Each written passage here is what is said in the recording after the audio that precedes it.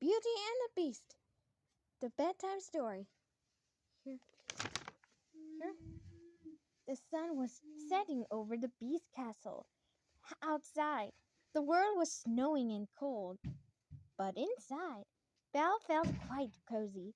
She had spent the past few days outside, talking her horse, Philip, on strolls and even having snowball fights with the beast.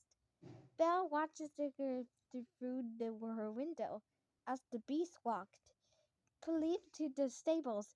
Passing, he gave it the horse and a wiggus, but kind, patted with his large paw. Please, I'm sorry with you. Could I have my get it? Suddenly, Chip bounced in. Belle, Belle, he called. It's story time. Now, Chip, Mrs. Potts said, coming in behind her soon. You must wait for Belle to offer to read you a story. Perhaps she is turned and wishes to go to the bed. I'm all right, Belle replied, smiling. She'd gotten into the habit of reading bedtime stories with her new friends, and she'd been looking forward to it all day. Let's go down to the library. Yippee! Chip cried as he bounced out of the room. What do you think she said? Must be her she calls. Yeah. Lumiere and Courage were already in the library when the troll arrived.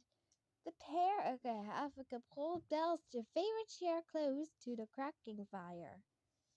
A warm blanket rested over the back, and a thick book with a worn leather cover sat on the seat.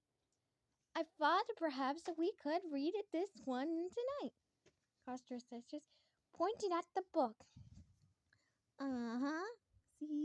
See? There's books in this room. There you have read the tie.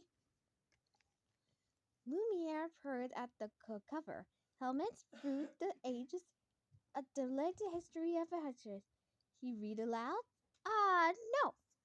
There must be some extras, some drama, perhaps humor. Let's read an adventure story. One with big, scary monsters, Chip exclaimed. Nothing too scary, love. Mrs. Potts said gently. You don't want to have the nightmares. Uh-huh, see? They're gonna read the story. Okay. Fine. Belle thought for a moment, her eyes shifting to the colorful spines that lined the walls around them. Everyone wanted to read something so different. How would she found a story to make everyone happy? Then Belle had the idea. Why don't we make up our own bedtime story tonight? She excited. Oh, our own story, Chip asked, excited. Yes, Belle clapped her hands. Well, so around in a circle and each at a line or two. It'll be fun. Hammer's idea, dear Mrs. Potts said. Me like to see. Lumiere agreed. Quite, Extra added. So the friends gathered around the fire, eager to begin. Let's see who's are the swickety thing, you see. Everyone instead. That Belle go first. Okay, she agreed. She thought for a moment and then began once upon a time. There was a knight named Sir Curtis. Sir Exeter was noble and brave. Wherever he went, he rode upon his trusty steed. She smiled, thinking of the leap. Did they fight dragons? Chip shouted. Bouncy elegant. Belle laughed at the teacup. Why don't you go next and tell us? This is a story. And I kind of want it here. There, I get it. Sirs went on lost of adventures. He found big, scary dragons and saved lots of princesses, Chip said. People came into his castle from all over to ask for his help. Ooh, I believe I have something to add, Carson said. Wonderful, Belle said, exerting. Sir, Exeter Castle was the of the Exeter's vestry, a vast vestry on the Homo and Exeter Castle. The Exeter design was a conduit of the shell keep and the rectangular keep. It had many lines of extension in the front form of multiply and stone walls. The stone wood that was used was extension. Questions a pause as he nodded to Lumiere gesture for him to finish Titi's part. Well, yes, I suppose that there was a few lines. Of course, this was you keep as a great about the setting. Belle said kindly, Lumiere, would you like to complain? But of course, the courtesan said, one day. Our hero, Circus extracted a heart about a fearless dragon, as all brave knights know where there is a dragon. There is often a princess, and so, dreaming of a rescuing the princess and finding true love, Circus extremely set off to find the dragon. He soon found himself in an enchanted forest. A forest that was so dreamily dark that he could not see. Ooh, Mrs. Potts exclaims. I know what would happen next. As Sir Extra's eyes extracted, he saw something large resting in the distance. Mrs. Potts said, it extracted to be a dragon, but the creature didn't look like the knife. I thought if we, in fact, it looked a bad sad. Why did he go? Mama Chibbit asked. We now have my term chip, Mrs. Potts said.